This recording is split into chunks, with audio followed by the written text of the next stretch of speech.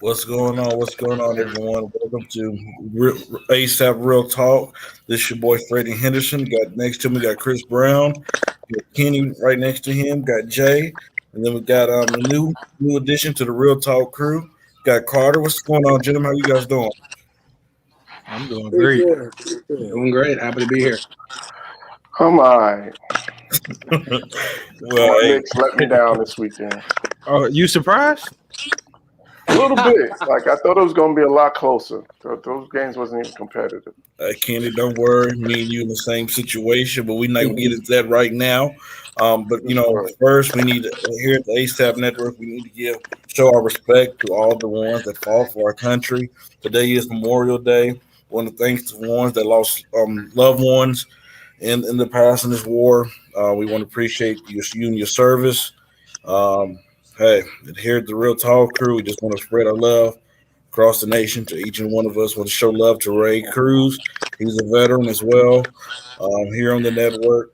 Do any of you guys want to say anything regarding to Memorial Day? No, I think you covered it, man. Just the You pretty much salute and covered it. salute and appreciation and thanks to everybody. Shout out to my brother-in-law, Arthur Perkins. He's a sergeant in the Army. He's actually on a tour overseas right now. So really appreciate them to everybody that protects us and protects our country. Thank you so much. Yes, sir. Yes, sir. Well, hey, like Eric's like had the energy in the comments. Let's get the show rolling on. All right.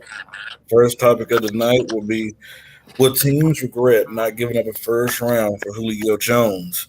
We're gonna start with Chris on this one. Of course, they're going to regret not giving up a first-round pick for when healthy, a top 3 wide receiver, arguably the best wide receiver in the game. They're going to regret it. This is an offensive league. Okay, yes, that number one, that number one draft pick, first-round draft pick, he might pan out in a couple years or so. But where you getting from Julio? There's a guy that's already ready, a guy that's in his prime. And if you're a team that's trying to win, like Baltimore, that should be a no-brainer. Like the Patriots, that should be a no-brainer. Like the Titans, that should be a no-brainer. Like the Pack, almost every single team, probably except for the Buccaneers, should be willing to give up a first-round pick for Julio Jones. I remember when they were saying, Randy Moss was done. Look what the Patriots did when they got him. They were saying, he's done. He had one of the best, if not the best wide receiver seasons we have ever seen. Julio Jones is still in his prime. He said he wants to win. If you're a team that's trying to win, if you're a team that's looking, you're already in that championship favorite conversation, you need to be giving up Colts, another team. You already know how I feel. The Colts get, him. The Colts and Patriots get him. They're my favorites. It's not contenders. They're my favorites. If you're a championship contender team, you give up a first round for Julio and you don't look back. You go get him and you're going to win the championship. I can guarantee that. Yeah, I guess I'll echo that message. Just because I think we're coming off a season where we saw Tampa Bay really just load up with super team. So it's a copycat league, and I think that's kind of the way to win, as you were talking about. It's an offensive league, and Julio Jones is only 32 years old, and if he can stay healthy, if he can give you 14 games, then sorry, I think I said myself. If he give you 14 good games on a team like a contending team like Green Bay, like the 49ers, then I think he's definitely worth a first round pick. Just think about it. I mean, would you rather have 2 years of Julio Jones or take a flyer on a first round pick? Maybe have to develop him. Maybe he's a boom. Maybe he's a bust. You just don't know. So, you see teams like the Rams being aggressive, flipping picks, and I think that's just kind of the way GMs are kind of approaching it in this day and age. Yeah, like GMs definitely are being more aggressive with trades, especially in the last couple of years. The way I look at it, gentlemen, there's a few teams that should be knocking at Julio Jones' door. The Seattle Seahawks is one of them. You see everybody in your division making moves. You see the Arizona Cardinals making moves. You see the 49ers making moves. You see the Rams making moves. Jay don't want to see that happen. Yeah, No, he don't. but you're the only Not team this that time. have not really made any big moves. And even that's what's coming out from Russell Westbrook alluded that he wanted out of Seattle the first time. So I would Wilson. expect that team to be knocking on that man's door. The Green Bay Packers with the Aaron Rodgers situation, I guarantee you, if you bring in a Julio Jones, you have a good chance of bringing back an Aaron Rodgers. You have teams like the Bills. Hey, you seen what Josh Allen did last year with weapons. Just imagine if you bring in a Julio Jones with the weapons that you have now, that he's definitely going to take another leap. And hey, that possibility can help you knock off the Kansas City Chiefs in the net division playoffs. So the teams need to start making taking chances, taking home run hits. If you want to win the Super Bowl, I mean, do not talk about it. You have to be about it. Jay, what's your thoughts about it? I'm agreeing with you guys halfway. I think that the teams that are going to regret this the most are the teams that really do need them, because they're the ones that should be running and throwing their first round pick at the window and hoping it sticks and saying mine stuck first. You know what I mean? I think that with Atlanta coming out and saying that they'll go ahead and take a second, that's where you get the teams like New England, you get the teams like the Cardinals, you get a Seattle, you get a Green Bay, where they'll go ahead and do that, throw that second out there and ride with it.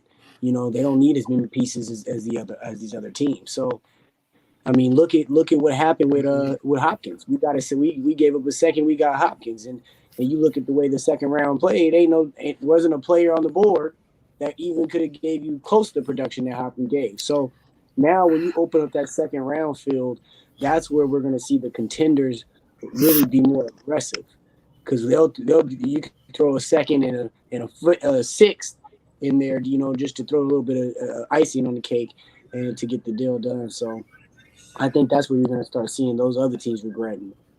I got a question for y'all though, real quick. Do you think with Atlanta coming out saying we're okay with accepting a second, that means in their head they'll send him to an organization that maybe is not, have a real chance of winning, but because they gave us something that we wanted, we're not going to send them to the Patriots. We're not going to send them to these top contender teams. We're going to send them to like Cincinnati, or we're going to send them to a bottom level team. You think that can happen? I think that's exactly why they did it, because if getting a first round pick from a contending team is going to be a late first round pick. Getting a second round pick from a bad team with Cincinnati, since we already brought them up, that's a high second, so has some first round value. So it has a little bit more. And to me, the one thing we haven't talked about is Julio Jones' health. I think that's why teams haven't really jumped at making this deal already, because if this is a healthy Julio Jones, this deal is already done. The fact that he struggled with injuries over the past couple of years is making teams a little leery. So I think that's why they kind of waited them out. And if I'm a team, I'm going to wait them out for that second round pick. I'm not because honestly, they have to make this deal. So they don't have any, they're not dealing from a position of strength. And so because they're not dealing from a position of strength, I'm going to wait it out and see if I can give up that second round pick.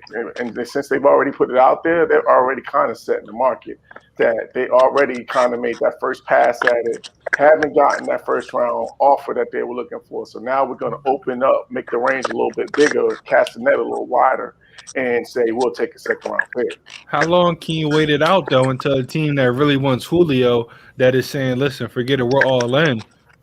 You don't want to be that team that wants to wait. Then you see a team like the Patriots or the Rams or the Colts say, forget it, we're going all in. You don't want to be like the Ravens sitting there, on your heels saying, oh, well, if he's healthy, things like that. I see what you're saying, Kenny. I just don't want a team that really needs him, like we were talking about earlier, want to wait it out, and then a team that, is smarter, GM that, makes smarter moves, capitalizes. Chris, my bad. No, but I was gonna say though, I don't know, man. I think this kind of is a double-edged sword. Let's not forget, just a week ago, Julio had that slip name up them 10 Eric. on live TV. Yeah. You know what I mean? Yeah, I remember so that. that also puts a damper on things. You know what I mean? And then now we're what was it, a week ago, and then now we got this stretch. The league starts what, tomorrow? No. So it hits What in the world is he talking Yeah, about? you got to put that up. Go ahead, Jay. We'll get to that in a second. His contract is huge too. So that all starts tomorrow. So I mean, I think it's almost a play on words sort of type of thing with Atlanta on this. I think if you say we'll take it a second, maybe those teams like you were saying, you know, Cincinnati's or something like that does step up and say, hey, let's work out a future first, you know, or they come and hit theirs second and they're like, oh, well, we were just about to give it to New England. So, you know, so I don't know. It might be a play on words so they can kind of. Jay, I'm sorry, bro. I think everybody's attention's off what you're saying. Right? I'm okay with. Listen, I'm okay. Devontae, yes. Devontae, yes. AJ Brown, no. AJ Brown, when Julio, no, AJ Brown. Don't get me wrong. AJ Brown's a beast. He's underrated. DK, we know, is very good. But we're talking about everybody's fully healthy. Consistent though, yeah. Come on now, it's not even close. What did he say? What was the first part of what he said? Well, he said he had. Is Julio a top 10 wide receiver to y'all? Name me the 10 you're taking above Julio. And that's what he said. Those three. Because I'm not taking Justin Jefferson. AJ Brown for sure, definitely. And I love AJ Brown. I can give you Devontae. I'll give you Devontae Adams. And that's the only one. No, I can't. The only one that he named, yeah. Yeah. Hey, There's I'm one still thing taking. that happen when you got Julio on the field. The ball goes up in his radius, he go catch it. Yeah. He may not score a touchdown. It's just a matter of if he's ball. going to be able to stay on the field. That's the only thing. You know what he's going to do when he's on the field. He produces. It's just a matter if he's going to stay healthy. Hey, this is a question to Chris. Hey, Chris, is there any team that Julio Jones go to make them like the top favorite where they cannot be beat? I told you, the Patriots, the Ravens, and Colts. Like people like the Patriots. They first of all getting back the guys they lost from the offseason that was in the COVID and didn't want to come back. You add 5-6 defensive starters. Then what you did in free agency, we all talked about the only reason with Cam Newton is he has no playmakers. You got 2 wide receivers, you got 2 tight ends. You go in a draft, you bring in a defensive tackle, you bring in Matthew Judon, you bring in Kyle Van Noy. So now you got pass rushing, you got a whole bunch of veterans that want to win. You got the running backs that just weren't healthy last year. You get 2 tight ends, so now you can go that 2 tight end set. And they don't have a number one. And that's when Julio comes. That's what I'm talking about. Yeah. When Julio comes in, he's the number one. And even Julio misses a game or 2. You go 2 tight end set and you rock out with Cam. That team, to me, like I said, if they get Julio, they're a favorite. The Rams is one. I like that comment. The Colts, and I would say the Ravens. I would say if the Ravens. I mean, I'm questioning the pass rush of the Ravens this year. But I think if you add a wide receiver, then that offense gets better. But for me, my number one is New England. All right, cool. Let's keep it moving, gentlemen. That was the first topic of the night. Let's move to the second one. We're going to go with the Baltimore Ravens kick. Oh, my bad. We're going to go way too early Defensive Player of the Year this upcoming season. We're going to go with Kenny on this one. I was going back and forth with this. So it's coming from the Rams, but I'm torn between which one, between Aaron Donald and between Jalen Ramsey. And this is hard. So I'm going to go with the safer one and just go Aaron Donald. He's the most dominant defensive player we have in this league right now. And I just think he gets better and better. And honestly, I was kind of hoping, and we talked about this before, I was hoping that they were the ones that got J.J. Watt to pair him with Aaron Donald. I do too. Yeah, I wanted to see that happen. But even though that hasn't happened, and I think Jalen Ramsey, like, to me, he's that shutdown corner that we've been missing over the last few years. And he's to me, he's probably the best corner in the league right now. So it's been torn between those two, but I'm just going to go Aaron Donald and just go with the dominant defensive lineman. Hey, Carter, who you going with, bro? Just off the top of my head, a guy I like, and I know he kind of blew up on social media this year, but Budda Baker, I think he'll be a player to watch out for. I think we kind of saw the first steps of kind of his ascent this year. And I think when you get a pass rush in front of him with the additions of J.J. Watt, you get a healthy Chandler Jones back. I like him having a good season. It's going to be a division that a lot of people are watching because it's going to be so competitive. So if he can put up some good numbers against guys like Russell Wilson, maybe Trey Lance or Jimmy Garoppolo, most likely. I'm trying to think. Or who am I thinking of? Or Matthew Stafford. In such a division with so many eyeballs, I think he could be a guy at the end of the year we're talking about as the defensive player of the year. All righty. Chris, we'll go back to that comment a little bit later. My defensive way too early defensive player of the year is Khalil Mack. He's down in Chicago. I think Chicago's going to get more attention this year with them having Justin Fields down there at the quarterback. And Khalil Mack is like an Aaron Donald. Might not be as good, but he's just like an Aaron Donald who can cause havoc on the defensive side. I expect him in that defense to be the Chicago defense. We're not expecting to be the old Chicago defense, but I expect that they make some noise on the defensive end. They better be good with that rookie quarterback. Yeah, and I think they're going to have a much better year. I think he's going to have a better year than he had last year. And I think he's going to get the attention to get him Defensive Player of the Year. Jay, who's going to be your Defensive Player of the Year? Wait till the Defensive Player of the Year this year. Well, you guys pretty much had a lot of people that I would have said on my list. Khalil, Jalen Ramsey, even though you didn't really go with him. Donald. I'm going to go, even though you guys are going to come at me with this one, I'm going to stay home. Chandler Jones is coming back from 1 year removed from 19-sack season. This is going to be the first year where he is not going to be able to be double-teamed every single snap. He's going to have a lot of creative abilities on this particular team now with this lineup to be moved around and be put into positions that are good for him. And, since he's came in the league in 2012, he has 97 sacks. You know what I mean? That leads the league. And he had a whole year off with a torn bicep. So I really think he's going to come out with a vengeance this year. That family themselves, they're all bouncing back. Or at least the two brothers are. John Jones and Chandler Jones, they're both bouncing back this year. Leave that synthetic alone. Chandler Jones just never is like the most underrated. Never gets talked about. He is just consistent pretty much every year he plays, but nobody really ever talks about him or gives him credit. Coming back from, but putting those extra pieces around him, I think we're going to see something. But that was going to be my other dark horse, was T.J. Watt. I really think T.J. Watt going to have a good year too. Pretty much, it seemed like it was his until kind of the wheels fell off with Pittsburgh in general. Yeah, he was off to a great start. Mm-hmm. He was cool. All right, Chris, who you rolling with? Full-heartedly, full faith going for the same pick I had last year in Jamal Adams. In 12 games, he put up 9.5 sacks. He was playing injured almost every single game. He dropped a couple of picks. I feel like if he plays 16 games, he's going to be at the safety position with 5+ picks, over 10 sacks. He reminds me a little bit. Now, I'm not even going to say who reminds me of. I'm not even going to go there. Point being is that this dude is a beast.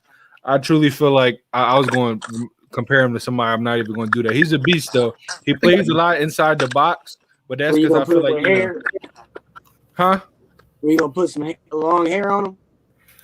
We're not comparing them. I was going to compare him to him. I wasn't going to compare him to him. Point being is though, my guy is Jamal Adams. I think he's going to have over 5 picks, 10.5 sacks. I feel like he's going to be better at that back end for that defense. They just lost one of their corners. They're a struggling defensive back, group as it is. I feel like this year, fully healthy, he's going to be able to make some plays. And, not only in the run game, not only, in the pass game as far as rushing the quarterback, but get some interceptions to help out that ball club. I like that pick a lot. He's in a lot of positions to get those big plays. So I do like that pick a lot. All right, Kenny, who you rolling with, bro? Where you went? All right, cool. Let's roll to the next topic. We'll go ahead and go with the Baltimore Ravens head coach, John Harbaugh. Is this the year that he's on the hot seat? Let me go ahead and tackle this before I pass it on.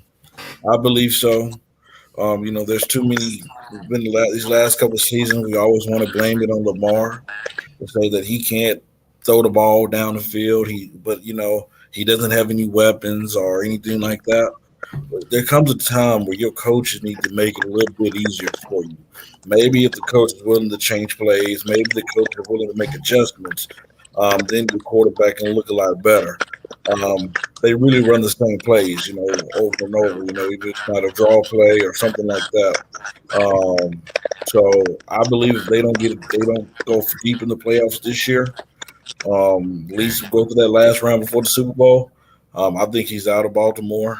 I know Chris is going to speak more on it, but I think this is going to be the year that they're really judging him to see how far he goes. So, Chris, what do you think he's on the hot seat this year?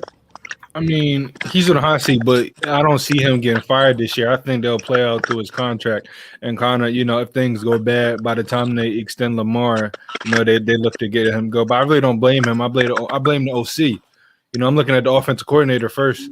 He's the dude really calling up the plays. He's really the dude, making everything happen, saying when you're going to do this, when you're going to do that. So I think he would be the one that has to go first more than Harbaugh, because Harbaugh has been really the life of this team for the past decade, ever since he's been there. He's the guy that empowers Lamar more than any, coach I see empower their coach. We're talking about, top coaches and top quarterbacks. I really see more clips of him and more, more Lamar talking about how, Harbaugh does good things for him. So, yes, I think him and his team is on a hot seat because, for the past 2 seasons, they've been championship contenders. I don't know about favorites. I just don't know if he's going to get fired. I think the seat is going to be lit up a little more hotter if they don't at least go to the AFC Championship this year. But, unless they don't make the playoffs, that's the only reason why. That's the only way I can see him maybe getting fired if they really tank this year. I believe nobody's talking about how bad that pass rush got when you lost Ngakoue and you lost Judon. That hurts because Calais Campbell looks like your best pass rusher. He old. Derek Wolfe is old too. So unless they don't make the playoffs, that's the only way he'll get fired, in my opinion. Kenny, do you think he's gone? No, honestly, I think the GM is the one that should be on a hot seat because they have not surrounded him with any offensive weapon. I should say with any offensive weapon. Now we surround him with wide receiver weapons. Like your best receiver is your tight end. You had to bring Des Bryant in. Basically. And they didn't use him though. They didn't use him. I'm just saying that's how bad it was in terms of the talent level. That you had to try to, take a shot in the dark on Des Bryant. And, you talked about it earlier. You let Judon leave in free agency. You know what I'm saying? Like you're letting playmakers get out the door. So, their defense, we talked about their defense is on a decline. So this is all team building issues. This is all, talent issues. Not so much the coaching. I think it's more of a talent problem. And when you talk about talent, that means that's the GM, that's the front office, because they're the guys that bring in the talent. They're the guys that draft. They're the guys that sign free agents. So to me, the guy that should be on the hot seat is the GM, as opposed to John Harbaugh. All right, Carter. So Kenny's kind of changed it up a little bit. He says the GM. Me and Chris think it's the coach. I said Chris, OC, brother. I said OC. Okay, he said OC. My bad. He said OC. So who needs to be gone in your opinion? I would lean towards the new GM, Eric DeCosta. Remember they had Ozzie Newsome there for a while when they were actually winning. So this organization's a little different than it was. I think we're going to remember it. It's going to operate a little different. So, but with that being said, I could see Harbaugh being on the hot seat because of that new GM. He's, Harbaugh's technically not his guy. Right. Harbaugh has won the Super Bowl there, so it would be tough to get rid of him. So that could be an interesting power struggle. I think it's going to come down to the Ravens' performance this season. I really don't think, unless the bottom really fell out, I really don't think they'd fire him at the end of the season. But it does always kind of seem like there is kind of a weird parting of ways between a coach and a team. You kind of get one weird, one guy steps away, maybe he doesn't have a relationship. You don't really discover it till the offseason. So if that could happen, but unless the bottom fell out, I really don't see them firing Harbaugh. But with that being said, I know we're going to get more into the Ravens. The Ravens, I think we're kind of talking about the Ravens as a team we remember from 2 years ago. This team could definitely struggle next year. So, like I said, I think a lot of it's going to do with the team, but at the end of the day, I think Harbaugh will be the coach going into the next season. But as far as it goes from there, I don't know. Carter, it's funny you say that. Nate the Great on our network, he actually made a post a few days ago about the Ravens not making the playoffs. I'm not sure if I would say that's it, but he said.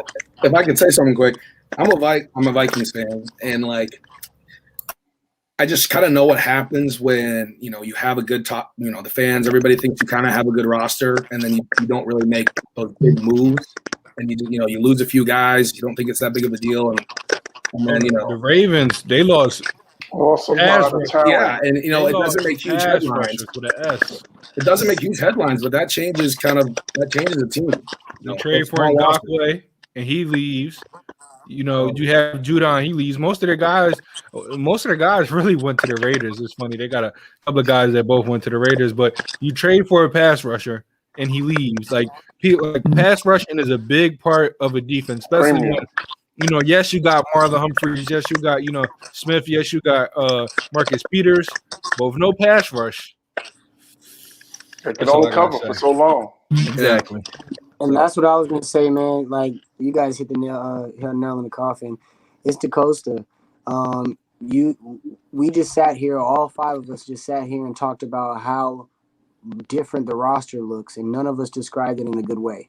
So that means that before the coaching even starts, he's battling an uphill battle. That wasn't his job. His job was not to sign. His job was not to go out and get the talent. His job is to work with the talent on the field that is given to him. So, and then looking at this organization, they usually keep players in-house. They don't usually let players just walk. So for, Judon and these guys just be able to walk says, to me, leaps and bounds, it makes a big statement. DeCosta's not either they don't like DeCosta. He doesn't have very good personnel relations or something for them to just walk like that. Those guys being that talented. So I think it's going to start with DeCosta. Another thing is Harbaugh he's a Raven. That when you look at that team and over the last, some odd years, it's Harbaugh. I mean, you can see it on the field. So I'm waiting for them to get some new talent in there. And it's going to start with getting a new GM and hitting back at that draft, maybe making a couple moves. But you really do need to give this team some more talent on the offensive side. And now you got to catch up to what you did lost on the defensive side. All right. Well, we pretty much covered that subject. We had the last subject on the NFL side for the night, and we'll get into the NBA side. We're going to start with Carter on this. Yeah, bro. So out of these two teams, which two teams is going to go 20-0? You have the Tampa Bay Buccaneers, who just won the Super Bowl. You have the Kansas City Chiefs, who was in the Super Bowl with them. Which team do you believe is going 20-0 first? I'm leading. I'm sorry, I didn't hear. I was putting my headphones. Am I going? Yes, sir. Yeah. Okay, good. Sorry. Between the Chiefs and the Bucs, definitely I'm going to go with the Chiefs, just based off of I think that the NFC is just better all around. I will say I'm biased. I'm a Vikings fan. I have some NFC pride, but I think the NFC is just a little bit better. When you think of teams like Green Bay, and I don't have their schedule pulled up. I don't have the Bucs schedule pulled up, but when you think of teams like Green Bay and the 49ers and the Bears, who are going to be better, and the Vikings, who I think are going to be better, I just think the bottom of the NFC is just more challenging week in and week out. So that's why I could just see the Buccaneers dropping a game and the Chiefs going 20-0. Do I think either of it's going to happen? No. But that is my reasoning for why I think the Chiefs are more likely to finish 20-0. Okay, Jay? I would actually pick the Chiefs as well. The Chiefs, they're a regular season team. They got every player at every position that they need to dance up and down the field in the regular season. So I can see them, and to me, that's going to be the toughest battle for one of these two teams if they were to make it. It's just going to be them first 17 weeks. Tampa. You look at Tampa. Tom Brady's there for the marathon. He ain't there for the 40-yard dash. So Tom Brady will take a loss or two along the way, and he might take it as a statement game to teach one of the rookies, to teach somebody that's slacking a lesson. You know what I mean? So at the end of the day, I think it would be more for Patrick Mahomes than it would for Brady, anyways. Yeah, I agree. I'm going to Kansas City Chiefs. They have the weapons around Patrick Mahomes. I think this year, this team is going to have some kind of fire lit in their belly. They don't like how their season ended. They probably thought that they should have been the team that won the championship, won the Super Bowl last year. And hey, no disrespect to Tom Brady. Tom Brady's an all-time great quarterback, but Patrick Mahomes, at today's age, is a better quarterback than Tom Brady skill-wise. Got to give credit what credit is due. And like I said, I don't know about that. You still think Tom Brady's better than Patrick? I don't know about that. I mean, overall wise, we'll get it. We can get on another show. Skill wise, they skill-wise, almost lost every single game because he throws ducks and interceptions. Like, I know. If it wasn't for that defense, he threw 3 interceptions in the second half. Fair enough. The defense saved him against the Packers. They say if Drew Brees gonna throw more than 5 yards, they probably lose against. He played pretty well in the first half. He kind of won the game for him in the first half, though. He scored 28 points. In the second half. Again, he played a bad second half. I mean, but I'm just saying he played a great first half. We all watched the game. Hey, that game did look like two senior citizens trying to throw the ball down. Come on now, 5 yards. 5 yards. 5 yards. But let's just be honest, though, Carter. Tom Brady's have never really been like, you can say, oh yeah, skill wise, he's the best quarterback. There's been quarterbacks in this game that you can say skill wise has been better than him, But Patrick Mahomes is definitely one of them. But so Kenny, who are you rolling with, the Chiefs or the Tampa Bay Buccaneers? I'll see after y'all said all of that, I'm rolling with the Bucks. we just down Tom Brady, and my pick is the Bucks because that's the only thing left on his resume. True, is that undefeated season, that perfect season. That's the only thing left.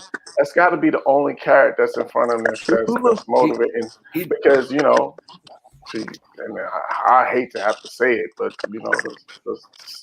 the stinking Giants are the one team that kept him from having that perfect season. So I just think that because he's insanely competitive. So I think that's still kind of gnaws at him and bothers him. So I think that's the one thing that's motivating him. I don't even think I think of course you want to win Super Bowls, but I think this right here, like he does that and he retires like the next day or on the field if that happens. So for that reason alone. For that reason alone, I'm going with the Bucks and Brady. So at this time, I'm going to turn the show over to Chris. Chris going to answer the question, and he going to carry on in the NBA side. Now, I think both teams have an advantage because they're going against the NFC East. So you're looking at 4 games that's probably going to be all dubs. They're beating all of us. They're beating all of us. Don't act like they're going to put 50 on your head. So let's not one more time. And to all the fans, anybody in the Tampa area that has a connect on they're putting 50 week on 1, Dallas Bucks. 50 burger. Inbox me. 50 burger. In the building. Extra bacon. Hold the tomatoes. They're going mollywop. They're doing that against your lottery bound team. Is it with a large onion ring. First of all, Freddie, you can't say nothing because you don't even know who you're rooting for. So we're not even going to get into that with you. I know who I'm rooting for. No. Hey, on this one, let him claim his Giants because they're gonna put a 70 piece on them. They're gonna put a 70 burger on them. No. Let me answer this. Let me answer Chris, this. Do you know your Freddie. team? Let me answer. I had the same team since I came out the womb, sir. Don't even do that with me. I never switched a day in my life. I bleed green. Don't ever. Okay. Nobody can ever say I switch. It's fat. Matter of fact, I'll pull it up. I'll pull it up soon. Anytime you want to have the receipts, they're right there. The receipts is always here. So, but let me on a serious note, I'm looking at this schedule, and I think I might be rolling with the Chiefs only because I'm looking at their schedule, and they got I don't want to say easier games, but they kind of got, I'm looking at the Broncos, just as the division games, but they're better than them. I'm looking at the Bengals, I'm looking at the Raiders, like, yes, these are division games, but you're better than these teams. Like, everybody's talking about, as they should, the Buccaneers retained all 22 starters, which is unheard of, especially from a championship team where guys could have went out and got paid. So the fact that everybody's returning means, one, Tom Brady was like, listen, you come back, we win a championship. We already know that's how the conversation went. But two, they got chemistry. So I do think the Buccaneers minimum losing 2 games if they won. I think if they, like, both teams, I feel like if they won it, they could both go, 19-0 and get right there to the Super Bowl. But that's if they won it. I don't know if they're going to be. I don't know if they're going to be pressed to do it. Like, nuts. I think it might be. I think they might rest at times, especially with this extra game. The Bucks could do it, but the Chiefs, like everybody, like I said, should be talking about how the Bucks, brought back 22 starters. But the Chiefs, they didn't bring back some guys, but they improved at some positions. Hold up, before we move, thank you. What? Who the Broncos beating in the NFC East? Please tell me. Come on, we could put money on it. Let's go. Y'all not sweeping NFC East. We could put money. We could. Freddie, you allowed to be an NFC East fan for this conversation. You're not beating all these teams. Hey, he has a really, really solid chance against you two up top. I'm just saying. He got a really solid chance. Coming from the Arizona Cardinals team to lost a quarterback that should have almost lost a quarterback that shouldn't be starting and won by Hail Marys. I don't think you got a lot of room to talk, down there, Jay. But Broncos is trash. Hey, Jay. Let's switch to the NBA. Let's not even do this. Let's go to the NBA. And real quick, to be serious. Kenny, I'm going to go to you first, man. What does the NBA have to do to protect their players? Because real quick, that we saw the fan, right? I don't know if you noticed, I don't even know if you heard it yet, but a fan ran onto the court on a Washington the Sixers game. He ran into the court, had to get tackled by security. We already know, quickly came out and said something was thrown at him. Trae Young was spit at. Russell Westbrook, popcorn on his head. Kyrie, a bottle thrown at his head. And the players are we're just now starting to see it go viral. When you look at a place like Utah that's always been toxic, and then, and everything's going on there in the lawsuit against Russell Westbrook for him trying to defend himself. So my question, Freddie, it was thrown out, but what do you think the NBA has to do, man? It's getting ridiculous. Honestly, I don't think it's the NBA. It's the legal authorities. You got to prosecute these people to the highest extent of the law. Like, you got to arrest them, like what happened with the guy that threw the bottle at Kyrie. He was charged with a felony. That's what's going to stop these people from thinking that they can do this. That's the only way. Like, either, whether it's prison time, whether it's fines, whether it's restitution, whatever the case is, they have to know that there's some serious consequences for their actions in order for them to see. Or you're going to have a situation, be glad that the security officer got to this guy that came on the court, because it could have been a whole malice in the palace situation part 2. Because to me, that's going to be the next step. Once somebody gets their clock clean, then everybody else will start slow tipping and tiptoeing and start thinking differently about whether or not they're going to do something. Because it's easy to do it, up there in the stands when nobody can get to you. But if you can be touched, that's going to change your whole perspective. That's going to change all your tough guys going to go right out the window. See, I'm not promoting violence. I'm not either. I'm just saying, But I wouldn't be mad at all if Russell Westbrook hit somebody in the jaw. I wouldn't be mad at all if KD put hands on somebody. Like, at the end of the day, these are men, and as a man, you're not disrespecting. Like, we all know they're not doing this, and they're not doing this in person. They're not doing this at the bar. They're not doing this at the bar. First of all, because it's really assault. If you dump beer on somebody, you spit at somebody, that's assault. But they're not doing this in an open setting, because all these players, maybe outside of Trae Young, but regardless, all these players are going to put hands on him, because at the end of the day, you're men. Now, I'll take that back about Trae Young, because spitting on somebody is the ultimate sign of disrespect. That's the lowest line across. If you do that, anybody's going to assault right there. That's like anybody's going to retaliate with their hands, especially with this with this new generation and how we were brought up. You're responding, emotional with your fist, because at the end of the day, I was taught you don't take disrespect. So I wouldn't be mad if somebody went up there and chin check one of these fans, even if they did a chin check to do that Wells Fargo Center, bro. Why are you dumping popcorn on Russ? Even After a win. after a win, and we clamped him up, and then he injured. Like me personally, I spoke on the situation to a couple of Sixers fans. I wish the security let him go and let Russ get a couple of punches in. That's it. I'm Because telling you, like any other any lifetime bans from the arena, that's cool. But when it start, we are really assaulting a player. Charges need to be pressed because that Mouse and the Palace situation. If this happened today, the players would have not gotten in trouble. Yeah. Because if you go back and watch it, you see them. Ron Artest is chilling. They Yeah. throw bear. Yeah, They throw do it bear. all, They're- Absolutely. And then That video when is they go leave, leave and go to the tunnel. Do you see they're dumping? Everybody's dumping like gallons of beer on them. The Yeah. players would have not been at fault in Yeah. this generation because it's going viral and we could speak about it on all these different platforms. And so that's why you're seeing more people getting upset because soon the fists are going to start talking, not words. But KD nailed it. Like what he said after the game, like he was spot on. It's like you gotta. This is home training. This is how you were brought up, how you were taught. Like Yo. you're going to a game to watch basketball. You're going to a game to be entertained. Like what are we doing here? It's bigger than this. Like at some point you got to think like you got to have some class. You got to have some decency. You got to have some courtesy, and just treat people with respect, man. And you see, Freddie, I'm gonna kick to you, let you talk on it for a little bit. But you see, if you really watch, it's the same people in every single one and all these incidents. How about that? How about that? How I don't want to, I don't got to go too deep in it. But if you know, Facts are the facts. The facts are the facts. Freddie, what you think on this? When I was growing up, my mom told me if somebody spit on somebody, that's the most disrespectful you can ever get. That tells you what another man thinks of you when you spit on somebody.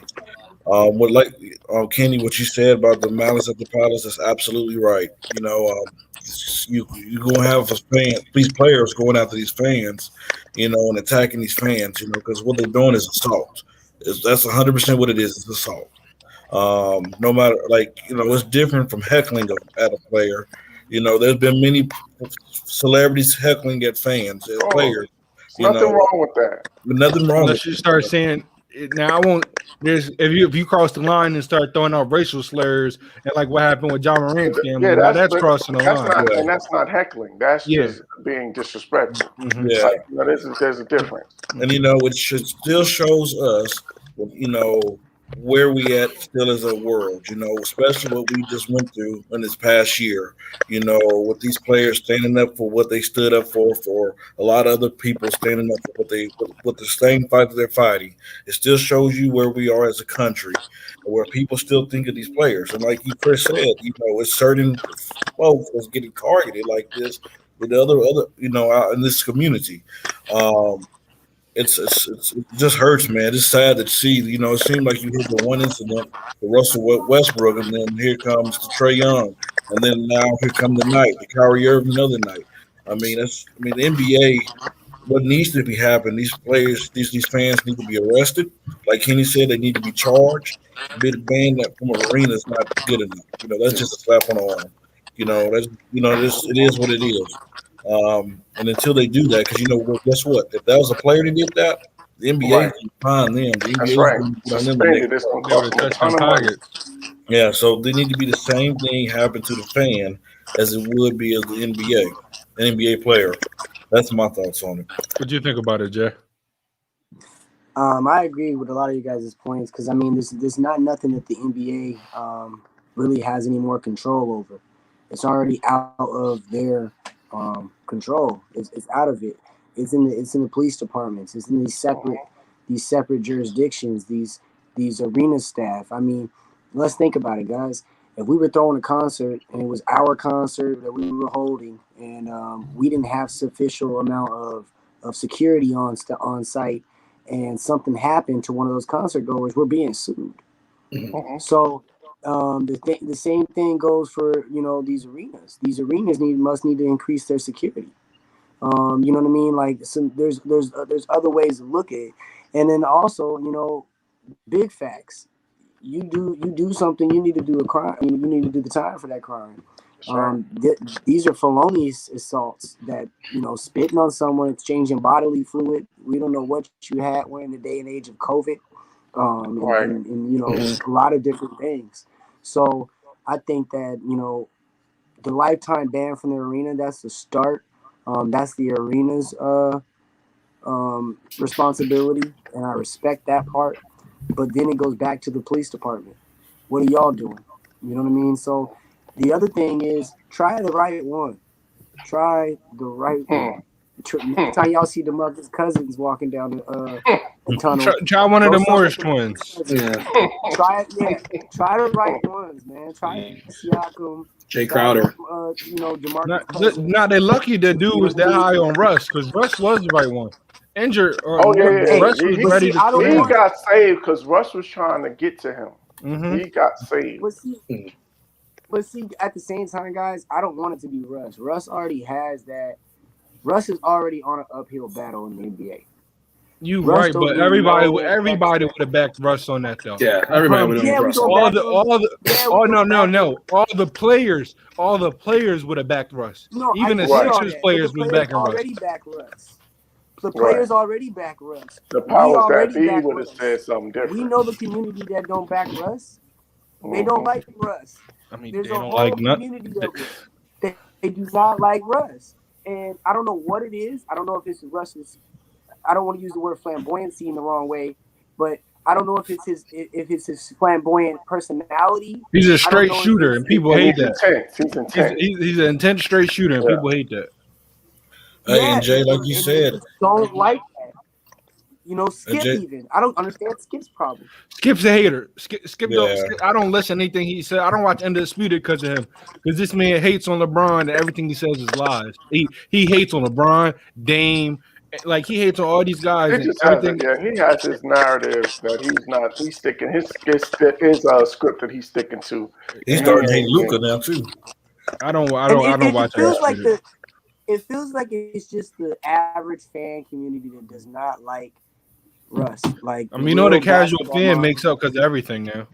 The casual fans make up for 70% of everything. Yeah. Hey, Jay, what you was talking about with the spitting part, did you guys hear about the story, the taxi driver, where they one of them spit on somebody, and the taxi driver ended up catching COVID and dying from that? Oh, that stuff like that can happen. They Twitter. Not saying that he would, but what if that would happen in that situation? We don't know, but stuff like that. That's why that's a felonious charge. Like, that should be a charge with a felony assault.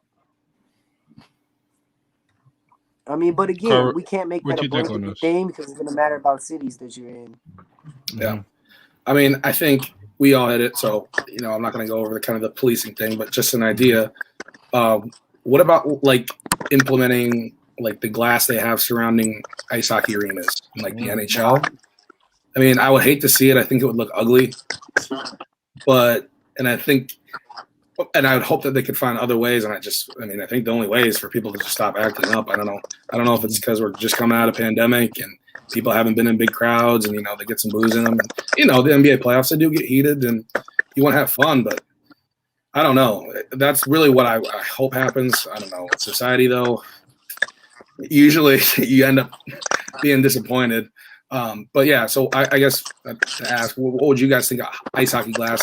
You could keep guys from running onto the court, at least by the and then it would be like a guard, and you could put it like behind. You could put it behind like the commentator's booth. I mean, it would look ugly, but the fans are going to continue to keep disrespecting players. Don't think like you're going to have to protect them by any means necessary, because the last thing the league wants is for players to retaliate, because it's going to look bad on the league or boycott games or not refuse to play. That's the last thing they want. So they need to be proactive rather than reactive and try to find a way to really stop this from keep continuing, because like I said, players aren't taking it. The media is picking up. This is not back in, like I said, the early 2000s where at Malice at Palace, they could just blame the players and nobody would look the other way. Yep. Nobody's blaming the players anymore because we see all these incidents. They're going viral. All the media outlets are picking them up. Scary. And so now it's on the league. People are not looking at the players no more. They're looking at the league. The league needs to start making some decisions. For sure. But, let's brighten the mood up some. Let's talk about the Brooklyn Nets. Freddie, I'm gonna ask you this first: Are the Brooklyn Nets big three the best and most talented we've ever seen? They're the most talented big three we've probably ever seen because we've never seen three guys that can give you 50 on any given night. But are they the best? I don't think they're the best. I think the best is when the Golden State had their big three when Steph, Clay, and KD. The reason why I say that because Brooklyn is more of an ISO team. Yes, they can pass the ball, but Golden State offense was more lethal than Brooklyn's. I would say this because you had Draymond bring the ball down, setting it up, and then when Steph get the driving, bam, to Clay, bam to KD. Hey, they even had when KD went to Golden State, Steve Kerr had to change the offense up because it's more of a pass offense, so they get an ISO with them during the times where KD can get his buckets whenever he got ready. So, but talent-wise, yes, Brooklyn, man, like I said, they can go for 50 any given night. Even if Kyrie have an off night, James Harden can pick it up. James have a bad night, Kyrie can, or KD can. And, hey, let's go and have good credit. Kyrie Irving is the best ball handler in today's game. By the way, the dude can cross you over. He can do the step back too. Got to give love to him as well. So, yes, the best talented, but I don't think they're the best three-headed monster we've seen. What do you think about that, Carver? Yeah, I think on an individual level of talent, I think it is. But I have to give it to, honestly, I think LeBron James and the Heatles back in the day. And I know people are probably going to disagree with me on this, and I understand. I really honestly think Eric Spoelstra didn't do a great job with them. I think they didn't gel as well. I think it's something we'll look back on maybe and be like, oh, why wasn't this team a little bit better? But besides the fact, my reason for that is because I think when you had Dwayne Wade when he was healthy and you had LeBron James and Chris Bosh at that point, I thought that team was a bit more reliable than Kevin Durant, Kyrie Irving, and James Harden. Obviously, Kevin Durant is a walking bucket. There's pretty much nothing you can do to him unless he gets hurt is pretty much the only thing that stops him. But we've seen James Harden kind of break down in the playoffs and just not be there when you need him. Although I think he kind of broke that narrative a little bit last year. I thought he played really well in that Lakers series, and he really gave it his all. But he has a history of not really showing up. Kyrie Irving, obviously, we all think of that Game 7 when he hit that great, huge shot, and I think we romanticize that a little bit as, I think as he's gotten older, as a player, he's gotten a little more injured and has become just not a player you can always count on. I know he is super talented. He is really good. But that's my opinion. That's why I would say I think on a talent wise, I think Brooklyn is, but I would say that the Heat altogether really was the best three. Chris, I'd like to say something before you go. It's funny how some folks call them Laker fans, but rooting for the Suns. That's all I had to say. Kenny, what's your thoughts on this? Is the Nets the best, most talented big three you've ever seen? It remains to be seen.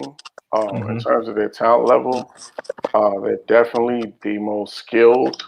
Like if you look at the three of those guys, between the three of them, all great scorers. James Harden's probably one of the best passers we've seen in this game since LeBron James. And honestly, I didn't think I'd ever say this, but I think that Harden is starting to pass LeBron James in terms of his passing ability. Like, he has a really special vision. Like, I had no idea he was this great a passer. Yeah, I would agree. And then, with all three of those guys, they can just, at any point in time, just tell everybody else to get out the way and just score on whoever's in front of them. So that's what kind of makes them special. But now they got to win some chips. That's the bottom line. That's what's going to tell. That's what's going to separate them and put them in that echelon of the all-time greats. They gotta go on a run. They got to create a dynasty. And have that 2 out of 3 or that 3 out of 4 or that, back-to-back, whatever the combination is. But they got to do that in order for me to stamp them as the greatest. Nobody's really done it. I mean, nobody on the team really has. I mean, obviously KD has, and Kyrie have won, but, not really. I guess Kyrie more, not really being the leader of that team. So, and obviously James Harden hasn't won, and Kevin Durant gets hurt. So that's just kind of why I'm quick to say that they're the best big three of all time. What you think, Jay?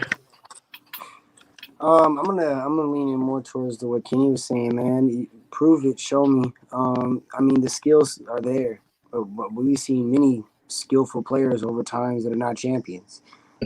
So putting those three together, and it's always been hard to put three super talented players, all on the same team and win anyways.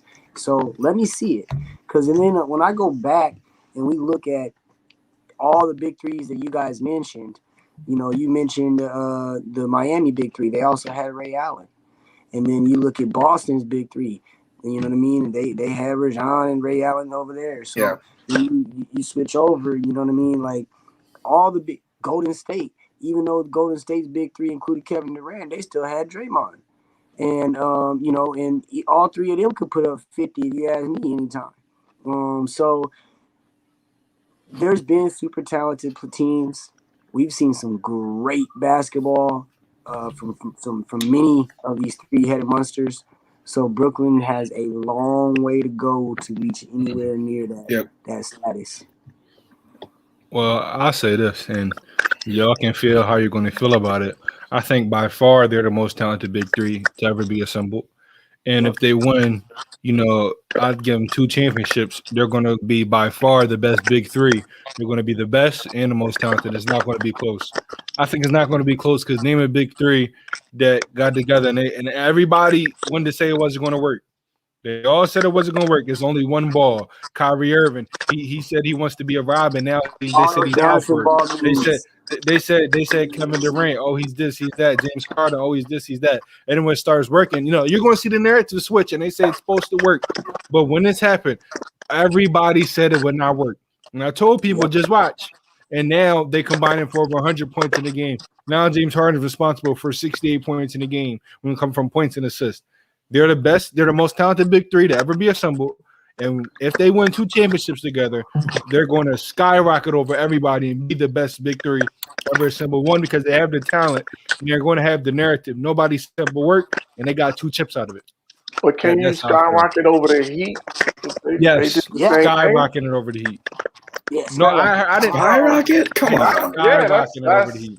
In my opinion, the prime of LeBron James. You have the prime of LeBron James. You have the prime of LeBron, and you have D Wade that wasn't the same knee injuries. Yeah, he played defense. You had Chris Bosh. You had Chris Bosh role that diminished. Different though, you got 30, 30, and 30. He played defense. It's not just the fact that Brooklyn's one of the most talented and all that, and they win the 2 champions. I agree 100% with you, Chris. They don't need a lot to go up because of how much talent they have. So they need us too. They win 2 championships. They're right there. But that should be the baseline, though. Talking about it should be the baseline, but that's why I'm saying it. At least 2. Yeah, you having 50-point triple doubles off this team. You're having dudes that are going out and putting up 40, having 30, having another 30 over here with 17 shot attempts. You know what I'm saying? Like this team, the box score on these games on the championship run are going to be outrageous. But is that a byproduct of the lack of defense being played in today's game? We can say that. I mean, but you can. They're not. But who playing defense? Who playing defense? Okay, like I say this, all box scores are going to be outrageous with how the NBA is played. So that's why I'm not really fantasy. But if we talk about skills, regardless of box scores, this is everyone on this team has skill. KD's putting up 42 points on 20 shots. I can't see a lot of people doing that. James Harden's giving you 20, and James Harden's giving you 23 and 18 on 12 shots.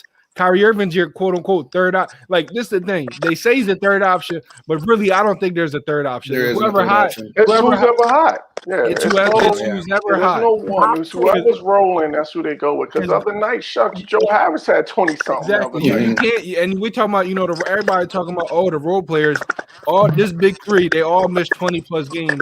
Nobody's talking about how Steve Nash had to have all these different lines with all these different role players, and they were almost the first seed if they didn't rest. So, we acting like, listen, defense matters in this NBA, but can you get timely stops? Okay, my Sixers can shut people down. They can shut people down, that's fine. But we just went 4 or 5 minutes without scoring. We lost to the Wizards. So if you can get timely stops, you can win. That's all that matters. Yeah, and Brooklyn get timely stops. How are you going to stop 3 guys that can give you 60? Freddie, you saying 50? That's cute. 60. How you I'll going say- to 60? I'll say Go ahead, this. Carver. Let's see. And I love talking about it, but let's just see if they can actually get there, stay healthy, because they're gonna play the Bucks. They're gonna grind what no matter who wins that series, they're gonna have a chunk taken out of them. I think we can all agree on that. And I don't know, Kevin Durant doesn't really play back-to-backs. He has a hard time going in night after night. So, but yeah, it's the playoffs. They're not missing games in the playoffs. I know he's not missing games. He's not going to sit. But what if he actually gets hurt like he did against the Raptors in the finals a few years ago? That's all I'm saying. I mean, we could say what if with injuries. I know. That's why I see what you're saying, but I don't like playing that game because we could say what if injuries with every single team, with anybody. But so if we're assuming everybody's healthy, Chris Paul, Joel Embiid, D Rose, you could say what if with Anthony Davis. Exactly. So it's just We already said Kevin Durant's been getting hurt. Kevin Durant's been kind of in that group, in that category the last 2 seasons. Yeah, and this playoffs, we've seen one series have 4 or 5 different guys go with injury. So, and it has the Nets lost Jeff Green, but we're talking about big three. Big three. This is my opinion. If they win 2 because of the skillful, because of how they won it, because everybody said it wouldn't work, they're for me the best big 3 ever assembled. And you could, unless I'm not taking nothing away from nobody. I'm not saying the Miami Heat was trash and Golden State whatever was trash. I just personally feel like if they win a championship, it's going to stamp that they're the best big 3. So would they be better than Boston big 3 too? Best big 3. Oh, if they got 2 ever.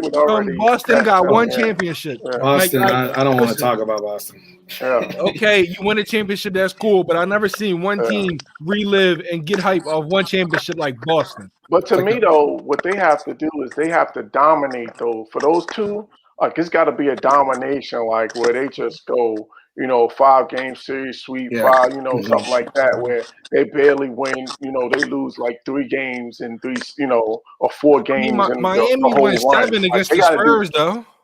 That's what I'm saying. Like they gotta. That's what I'm saying. That's what's gonna. Separate it.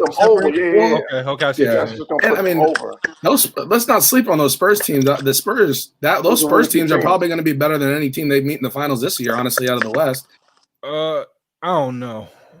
Matter of fact, the number 1 seed Jazz, number 2 seed Suns.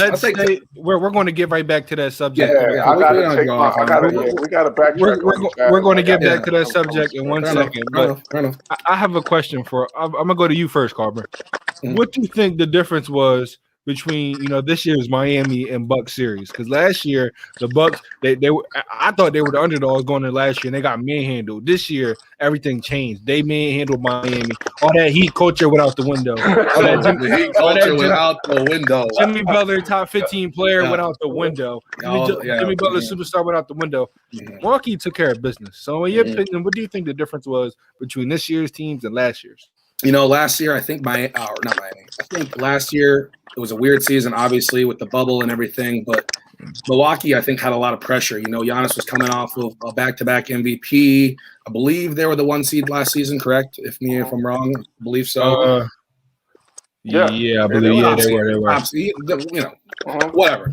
And Mike Bud, getting all the praise in the world, and I think that attention on them is not good. I think Giannis is a great player. I think he is a superstar, a bona fide 1, but I don't think all those pressures and expectations on him are necessarily good. So I think this year, being a 4 seed, kind of not slept on this season, but they kind of cruised towards the middle of the pack.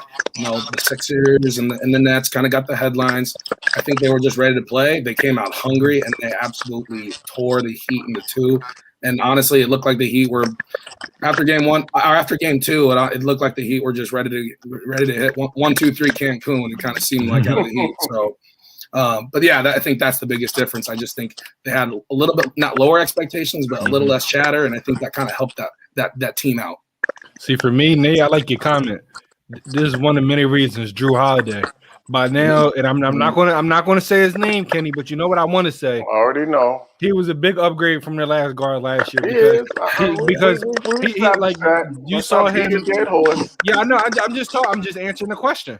I'm just answering the question. We saw him not being able to hit threes, but still give you 4 steals but still give you 10 assists and still be able to score on all 3 levels by himself. You know what you said about Giannis? I kind of feel you, but I think the difference is getting Drew Holiday because now it's just not him and Chris Middleton. Chris Middleton played great. So I feel like he had somebody else to help take the pressure off him. Giannis, for me, he plays good up until his free throw line out. That's when all that number 1 superstar. I give him credit for having confidence to shoot it, but it doesn't go in. He can't shoot it. Nothing has changed. And so I think he plays great. I do think he's a top 5 player, top 7 player in the league, depending on how people want to be all critical. We'll get into that.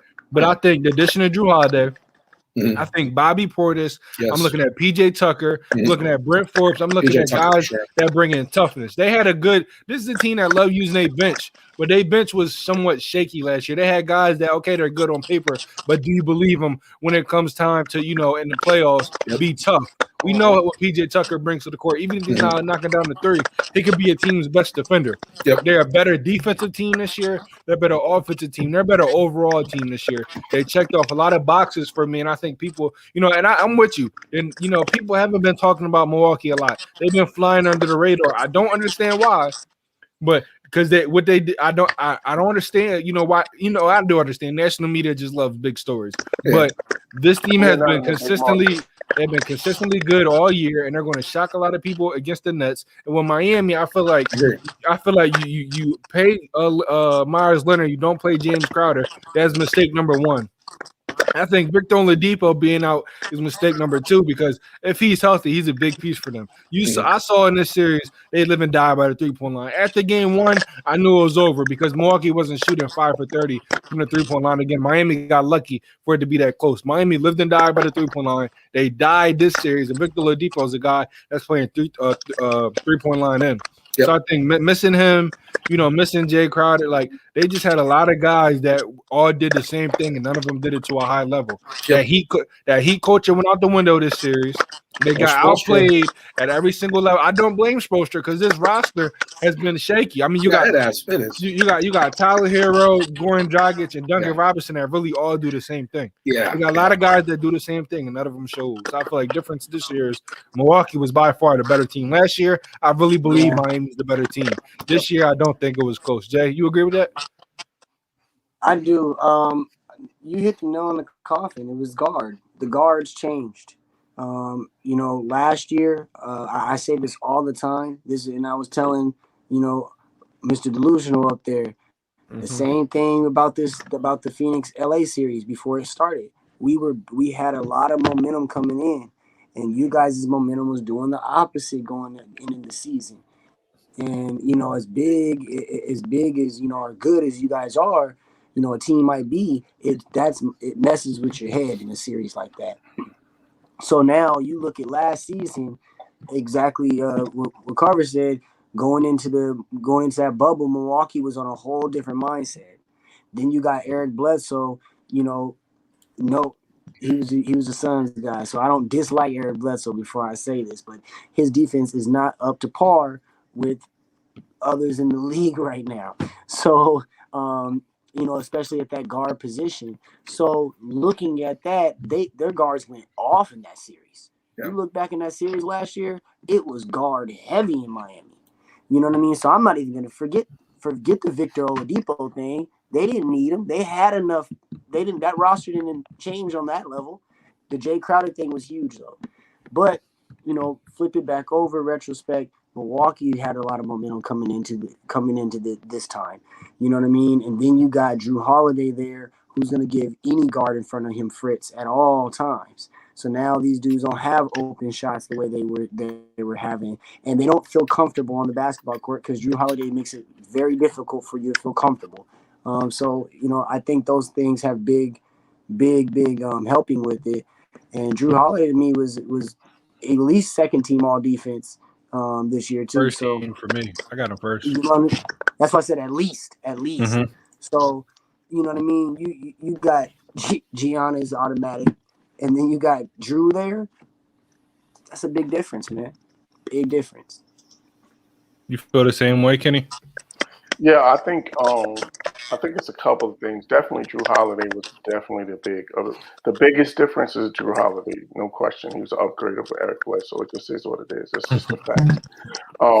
But I think that Chris Middleton took a step in terms of his confidence, like his confidence level, like that game where he went off when Giannis went out last year in the playoffs. I think that did worlds for his confidence. And then, once he hit that big shot in game one, that just kind of, just kept the ball rolling. They just kept on rolling downhill. But I think they have a lot more, and you talked about it, the Brent Forbes of the world, the Dante DiVincenzo before he got hurt. Like, they got a lot of guys that, even Brook Lopez is well, he played phenomenal this series. Yeah, like, the way he gave Bam fits.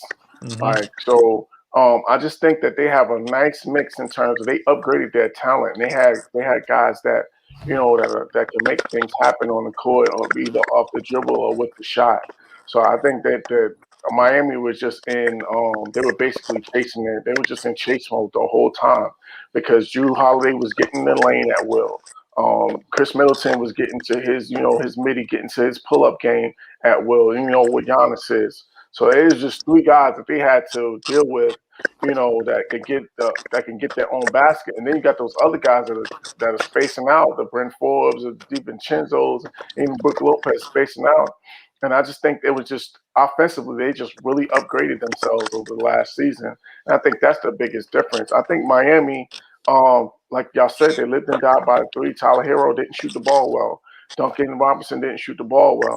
And when they're playing well, those guys are hitting shots and they're opening up the lanes for the Jimmy Butlers and for, the Bams to slash to the basket. And I think when they stop hitting shots, that's what really made the game difficult for them because that's how they live. They live off that 3-point line. And once those shots stop going, and then, I feel, and I think another big difference was Bam Adebayo. Bam really took a step, like he really regressed in these playoffs. Like he had really taken a step forward last year, and you could just tell that he was not confident in his shot. That face-up foul line jump shot, he was not confident taking that shot. I read you that stat, Yeah, they were giving it to him. 31%. Yeah, he was not confident taking that shot. He was not confident offensively. And I just think that made a really big difference. So Miami's going to have to really make some serious decisions in this offseason to upgrade their roster because they're going to have to definitely upgrade their roster. Freddie, let me ask you this. In this series, Jimmy Butler was outscored by Brent Forbes. Forbes had 60 points in 4 games. Jimmy Butler had 58. Jimmy Butler shot less than 30% from the field and from the three-point line. How much the blame is on Jimmy? And do you think Jimmy Butler is the top 15 player in the league, Freddie? A lot of the blame is on Jimmy Butler. When you're the leader of the team, I heard somebody, I'm not sure if it was on this show, but I heard somebody on some show say when the playoffs come around, Jimmy Butler is the closest player to be like LeBron in the playoffs. Okay, I didn't say nothing about that comment. I forgot who said that. I don't know who said it, but I said, okay, well, let me see you do this. You going against this team, pressure's on you guys. Hey, we all knew the Bucks was coming back for revenge. We know that they didn't like what happened in the bubble the last time around. And Jimmy Butler, was not himself. He was not Jimmy Bucket. There was times where, people said Jimmy Butler can get buckets no matter what. But clearly, he was not, not himself. He wasn't making shots. And this, and I know I'm drifting away from what you asked me, but that has a lot to do with coaching as well. Because we have a Tyler Hero who's not getting a lot of playing time, in the series, hey, what happened? This dude was a sniper in the bubble. But he wasn't. I think he wasn't playing because he wasn't hitting shots. He wasn't. You've not hitting shots. You're not playing defense. You have there's no reason for you to be on the court. But 10 minutes is just like. He was getting outplayed by none. None plays defense, and he was scoring. Like, you have option. If Tyler Hero is not knocking down a three-pointer, he's literally not doing anything. Duncan Robinson's not knocking down a three-pointer. They're not doing anything. None, at least he plays defense. At least he scores on all 3 levels. Like, he was their best player in Game 4. Yeah, well. And he was made a problem in the offseason. You got to either re-sign Duncan. I think Nunn is Nunn is up. Nunn, Duncan, and Jimmy's up for an extension. Yep. And only Debo. Did you guys see what Duncan Robinson came out and said about his upcoming free agency? No, what is He that? said that Wherever it fits. he said that he wants to Trying to win, get that bag. fit, and his money. He said he wants to Yeah, take he's less trying to get that love money. bag. He's going to get I paid. He's a mean, legit hey, sniper. He's getting paid. Hey, And Christian, and you question know about what? That's a player that can make a lot of waves. Like down in New York, y'all could use somebody like that. Oh, for sure. They need Bruh. Duncan. Don't I get play me Duncan started. before I play Julius. We're Don't going to talk get me about started that's going on to be the shooting. second to last topic. But go ahead. See what you had to say, and Freddie. then the second question is Jimmy Butler a top 15 player? It's kind of hard, you see these other players stepping up in the playoffs, or Trae Young. It's kind of hard to put Jimmy Butler, especially after this performance in the first round. Hey, Trae Young is balling in his first round in the playoffs, man. I mean, I don't know. Tatum better be in your top 15 if you're saying Trae Young first. Yes, Jason Tatum's my top 15. All right, Devin I'm just Booker's making my sure. top 15. I mean, Trae Young not top 15, bro. I'm sorry. Chris Paul is still my top 15. I'm not sure. I don't know. He might be a little bit on the outside looking in. All right, Kenny, switching over to you. Let's talk about your New York Knicks. Trae Young said, okay, see us in the A. Reggie Bullock said, okay, we're going to be ready for the A. We on the A. You said the A is just the Knicks home part 2. Y'all lost both games badly. Why are the Knicks struggling right now against the Atlanta Hawks, Kenny? Because they can't hit open shots. That's the biggest problem with the Knicks right now, is that they're not hitting open shots. It wasn't the fact. It wasn't anything that the Hawks were doing defensively that was keeping the Knicks from losing. It's that they were missing open shots. Julius Randle shooting 20-something% from the field. RJ Barrett shooting 20-something% from the field. Derrick Rose is your best player, and he was on the bench to start this series. This guy's giving you 30 points. So that's really the biggest reason, is these guys are just not hitting open looks. And I got to give credit to the Atlanta fans. They were loud. It was live in there. I did see a lot of Knicks fans on at courtside. They were there. We was in there. We were there. But I gotta give credit where it's due. The fans they definitely brought a lot of energy, and they clearly fed off of that. And Trae Young is really, showing that he is an elite player in this league, because I think the bottom line is just the Hawks just have more talent. They have better shooters, and that's really the difference in this series, is that they're hitting their open shots and the Knicks aren't. Yeah, see, for me, like, the playoffs exposes the truth about players, about teams, and one thing we're seeing with the Knicks is they were heart over skill, and we all knew that. Yeah. We all knew that, but going to the playoffs is just exposing itself more. Like, no doubt. I said the Hawks were top 6 seed. Nobody believed me, so I'm not even going to talk about them. Just with the Knicks, I'm looking at Julius Randle, and he's forcing himself to take tough jumpers. That's strike number 1. Like, if you're going to be a superstar, you led the league in ISO percentage. You're supposed to be getting to your spots, but you're taking tough step back jumpers. You're not getting to the paint. Your best game was game 4, and it was still a terrible game from a guy that's supposed to be a number 1 option. I'm looking at RJ Barrett. Like, they both go left. The Hawks know they're going left, and they're letting them every time. And the Hawks, and you're saying the guys miss open shots. Yes, some guys are missing some open shots, but the Hawks are doing their job. Is okay. You want to do this? We're going to game plan around this. We're going to make it difficult for you. Yeah. The only player that they haven't made it difficult for is D Rose, because D Rose is unpredictable when he plays. Yeah, and his worst game was game 4. And I see, some people at Knicks fans being mad at D Rose. Okay, he had one bad game, but he's still at 18. George Randle, RJ Bell, yeah, like, I'm not trying to see that. Alex Burks. No, this is on Julius Randle. This is on Julius Randle. Yeah. Alex Burks has been the second best player. He's coming off the bench. Obi Toppin, for me, Obi Toppin needs to be playing more minutes, because he's being more effective than Julius Randle. Because when Julius Randle's not scoring, his whatchamacallit, his body language is terrible.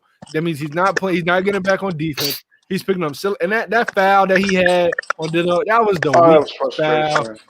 But I saw them giving high fives, like, that was the weak. That's my generation. I hate it. That was the weekend. He didn't even fall to the floor. It was a frustration, weak foul. Though, if you're going to foul, that to me shows me the type of player you've been this series. Sorry. So I don't know if he's going to get paid the big bucks after. Oh, he's going to get money. He's going to get He's going to get Yeah. money.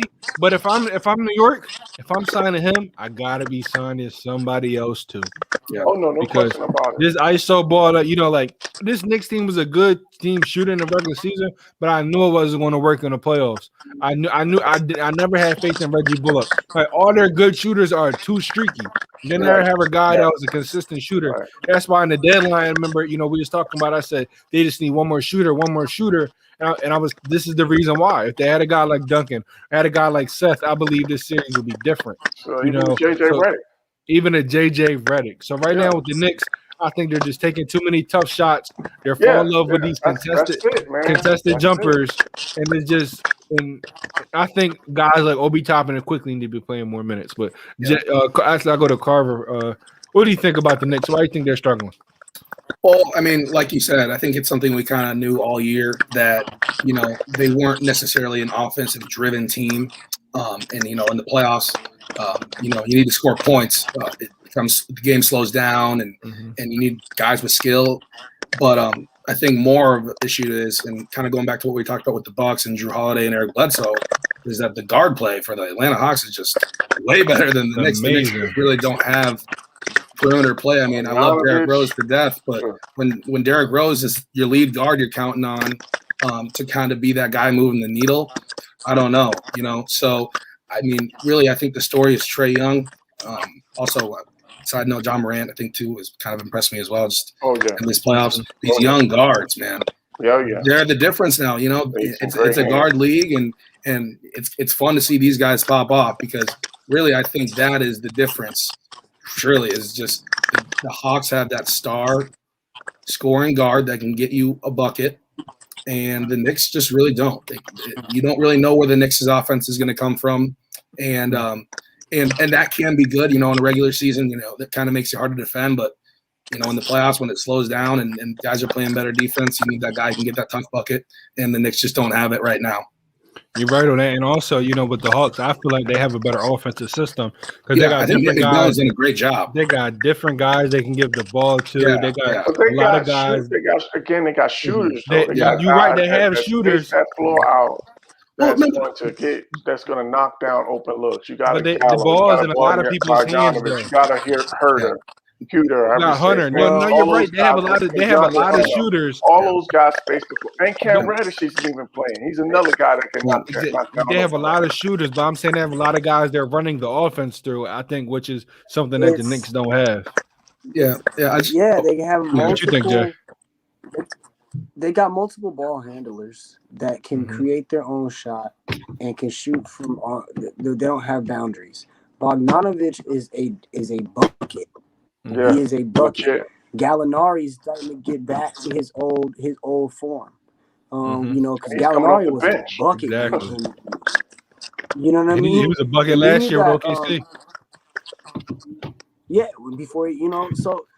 And then you got John Collins really, really stepping up and coming into himself and actually eating this confidence up and using it. I don't know what had gone on before that coach got fired, but I'm glad he's out of here because now he ain't worried about whatever. I think Trae is being more of a point guard. Like I think he's picking and choosing his spots for when he looks to score, but he's looking a lot more to get his teammates involved. I think that's the difference. Well, I think Nate sat down and said, "Yo, I don't care about your offensive talent at this moment. You have way too many helping parts around you. Yes. You can't be up here firing up, shots like that. I mean, this isn't Oklahoma. When I look at the squad right now, they're shooting 38% collectively from the 3-point line.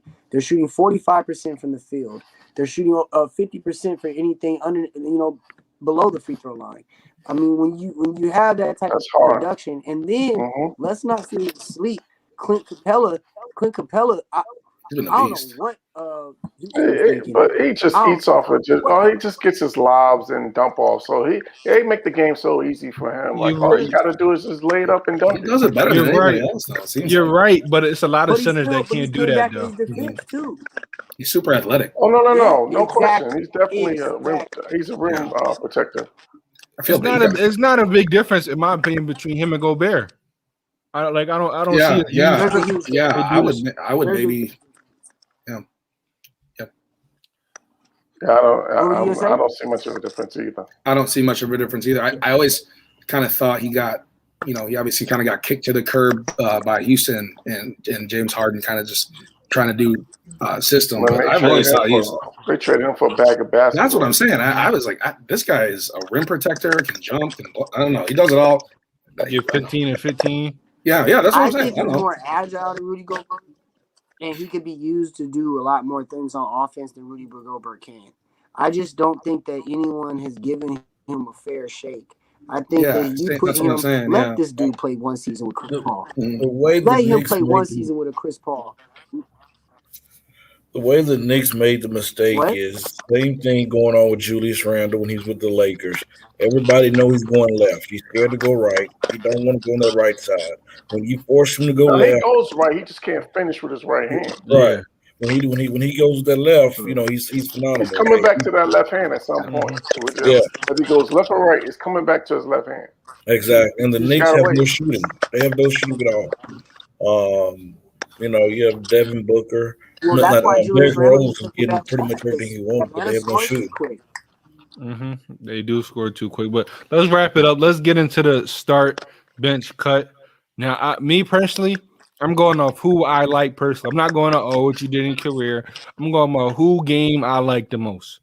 So the three guys we have in the start bench cut are Dame Lillard, Luka Doncic, and Steph Curry. Freddie, you shaking your head. You made the first facial reaction. That means I'm going to you first. Start, bench, and cut. You got three of these guards. This is who I like. So number one. Number one. Who's your starting? No, starting. When I say number one, it's who's starting on your team, who's coming off the bench, and who's getting cut. Ooh, that made it even harder. Okay. I'm starting Dame Dollar, man. I gotta go with Dame Dollar. You talking about Mr. Oh my God. Yes, sir. You talking about somebody who just shoot them threes who can get hot and come in the clutch? Yeah, I'm going with Dame Dollar. Number two, I'm going with Mr. Luka Doncic.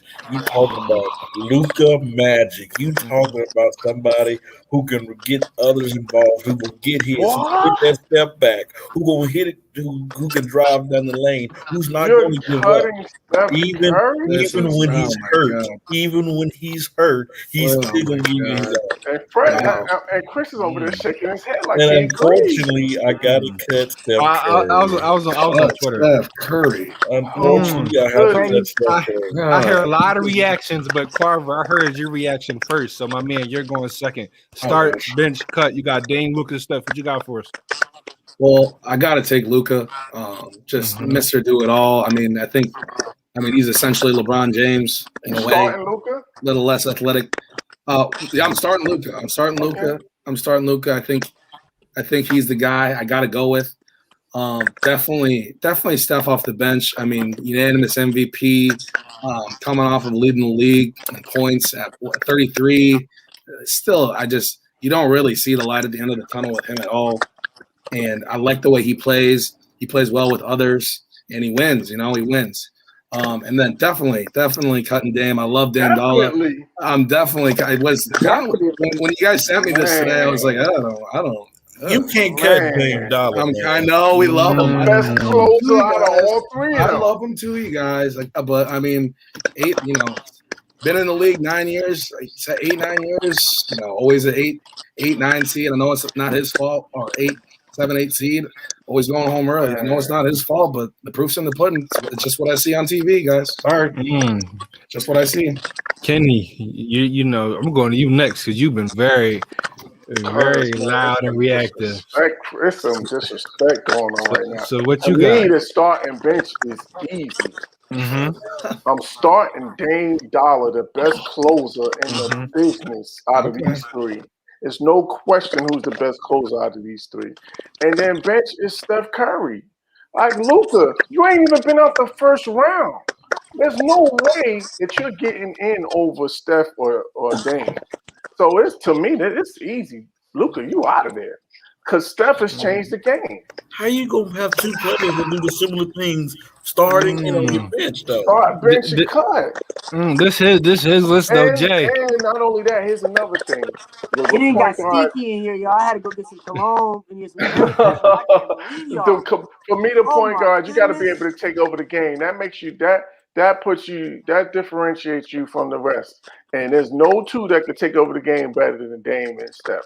Luka, I'm sorry, no disrespect, but you're not in that class when it comes to taking over the game. Jay, go ahead. What you got for us? Only one person on this list got jewelry.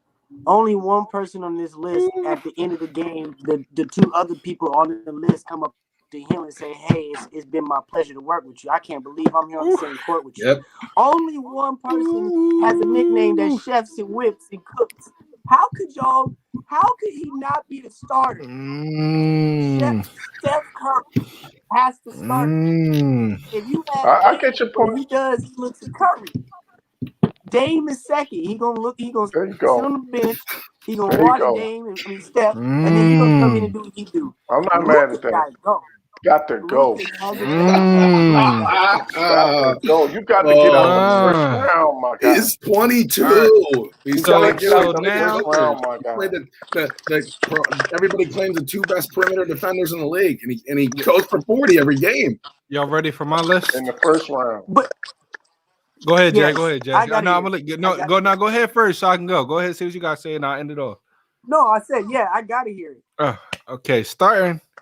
We going with Dame, dog. Oh, I'm like, Gosh. we're going with Dame. Like, first of all, like, matter of fact, before I even start talking King about of the why, walk-off shot. before I start talking about why, yeah, the king of the walk-off shot. Too much disrespect. You know, let me say my list before I really start explaining things. Because coming off the bench Yeah. is that young man, Luka. I knew you was cutting Steph. You've been down on Steph for a minute. I Coming knew off you was that cutting bench Steph. I is knew that. Luka, I 40-point I knew triple-double. he was cutting. Not only is he scoring at the same level, but he's giving you 10 rebounds and 10 assists. He's affecting the game, and he's probably the better defender out of the three because he's such a big body. Luka's coming off the bench. I don't know about that. And Kenny knew what was coming. That's why I'm going to go last because he should have known by now. I know you was cutting Steph. You've been down with him Listen, forever. Because everybody's hyping Steph up. They loving Steph. But tell me the difference of him and Dame last year. Dame put up the same numbers, and Dame ended up in the playoffs. But they said, oh, you didn't win enough games. You're not an MVP candidate. Dame shoots the same threes in the All-Star game. Everybody was posting stuff. Dame was the first one. Dame was the first one to shoot it behind half court, and Dame hit the game winner. Not Steph, it was Dame. So I'm tired of disrespect because Dame been doing the same thing. He just wasn't blessed, to have Klay Thompson. He wasn't blessed to have Kevin Durant. Putting a man that got 2-time MVPs and championships over a guy who hasn't been out the first round. I know, Mr. I'm done after the first round. Again, Luka. Talking about that. They're all skilled. Dame is starting. Luka off the bench. Luka. This is what I'm saying. Look at his roster and tell me the difference between him and the Warriors. Luka's the 5th seed. Steph is at home, chefing it up. I'm just saying. I'm just saying. Oh, yeah. We supposedly seen the best of the best this year from Steph. And Luka. I'm doing them like that because we said, hold on, Freddie, I'm not done. We said we seen it. They saying, oh, this is the best we gonna see is Steph Curry. He's at home. Dame, Luka put up the same type numbers, and they're in the playoffs. Those two guys for me are better than Steph. I love Steph. I've been a fan of Steph since he was in college. But the media is taking him and pushing him up to a level. And yes, he changed the game. Too much on these numbers. Yes, he. No, I'm not. No, listen. Yes, he. Yes, he. Talking about Luka like he's in the playoffs. But Steph had 2 opportunities to get into the playoffs and lost both games. He got outplayed by a guy his second year. Listen, what's guys. Up? Listen, if this was Dame Dollar and Steph going against this Clipper team, are you telling me that they can get at least 2 games against them? I've seen Luka go against guys that they said I don't think so. Defenders and Kawhi PG, and he was busting their behinds. Hey, Luka is the real deal, man. You lost your mind if you don't think Steph Curry gonna bust whoever in front of him. Right. Listen, all I'm saying is, he is. I say this. is tripping on that. But all I'm saying is those two guys, they're putting up the numbers and it's affecting the wins. And if you look at everybody went to my roster, please tell me the difference between his Mavs team and his Warriors team. I want a guy that's going to put up the numbers and get a W at the end of the Mavs day. roster. Tim Hardaway Jr. Okay, Tim Hardaway Jr. putting up less points than Andrew Wiggins. Oh, Andrew Wiggins. Kristaps Porzingis only played 24 games this season. Who you naming after that that's effective? Dorian Finney-Smith. Who? That's effective. See, Over now you 5 added from 3-point line. Who? No. Listen, at first Nah, you you said make a name good the point. You gotta make one, yeah. I just Like, think, look, like- I hear you, Chris. I hear you, Chris. But this is my thing with this. Steph Curry has done this repeatedly, and he's done this in pressure nobody cares situations. about EuroLeague He's done this in the championships, playoffs. mate. He's done this in championship games. Why He's he done never won a this. Finals This is MVP what if he he does does. in the pressure? Why he never get Finals MVP? We saw what Jimmy Butler did in the bubble last year. What was he at this playoffs? Where was Steph in a playing tournament? That's what I'm saying. So let me. So what you Didn't he have saying? 35? And he got outplayed by John Morant. He got outplayed by John Morant overtime. He put up an offer. Where was you at? He's supposed to be the best guard. They got you an MVP finalist, and you were a playing tournament. But they told Dame he didn't have enough wins as an AC last year.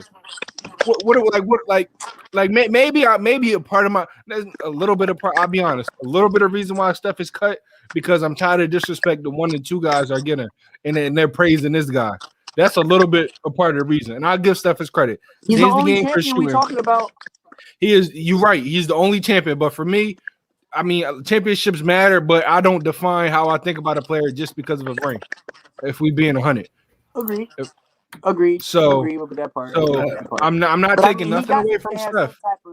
He gotta have some type of strawberry on top with when we look at this group, because I mean, this dude has done it in every facet. The strawberry on top is he's on your list, not mine. That's the strawberry on top. Y'all got him. I don't.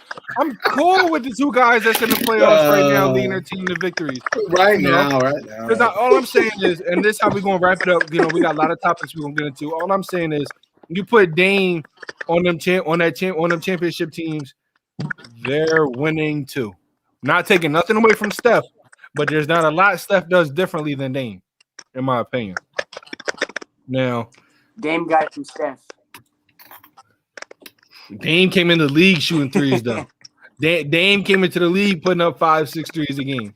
As a rookie, he put up 6 threes a game. As a rookie. That's all I'm saying. But we're gonna wrap it up, man. It was a great show. Y'all got any final remarks? There was a lot of slanderous remarks made in this last segment, and the remarks of my co-host. I've been They saying. do not reflect right my or wrong. thoughts at all. Have I just been wanna saying? make Have sure I we been? get that out there. Have I been standing on what I've been saying though, Kenny? I've been standing on it for You have. months. Right or wrong, though, you're standing for on the real, square. fans. For real, my farewell statement is to all the fans in the stadiums: keep y'all butts in y'all sleep. The seats before y'all get put to That's sleep. it. Man. Act like you We got don't want no some malice swag. in the palace again. We don't want no malice in the palace again. I got one last thing to say.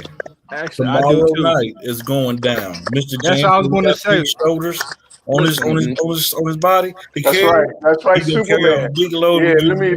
Oh, that's And- Superman. I don't want to hear. How, That's right. how No we're going to end excuses. off this show? How we're going to end off this show? Since we're not going to be back till Thursday, this is how we're going to end it off. I'm going to name the upcoming games. Y'all tell me one team want to lose, and that's how we're going to end it off. Okay? Celtics and Nets. We all got the Nets. Yes. Nuggets and Blazers. Who y'all got? Blazers. Give me Denver. I'm gonna go to Blazers. Lakers and Suns. Lakers. Suns. Not going down. Okay. Not losing Baltimore. Knicks and the Hawks on Wednesday. Hawks. Next. Going Get it six. done. Going 6. Mhm. Okay, last game, Mavericks and the Clippers on Wednesday. Clippers. Give me the Clippers. I'm going Dallas. Okay. Mavericks, that's a must win for the Mavericks. It's a must win for both teams, but listen, I don't think we're they have definitely that. going to talk about this on Thursday. You Okay. know, we got a lot to talk about on Thursday when it comes to the NBA. Hopefully, your guys' picks are right. You know, everything Freddie said, I believe in the opposite because he's Mr. Delusional. Thank you, everybody, for tuning in. Carver, your first time here, bro. I had fun. Can't wait to be on here Glad to Thursday. have you. Oh, yeah. I'm excited, boys. Thank you for having me. It was a lot of fun. Can't wait to Peace get this out. thing going.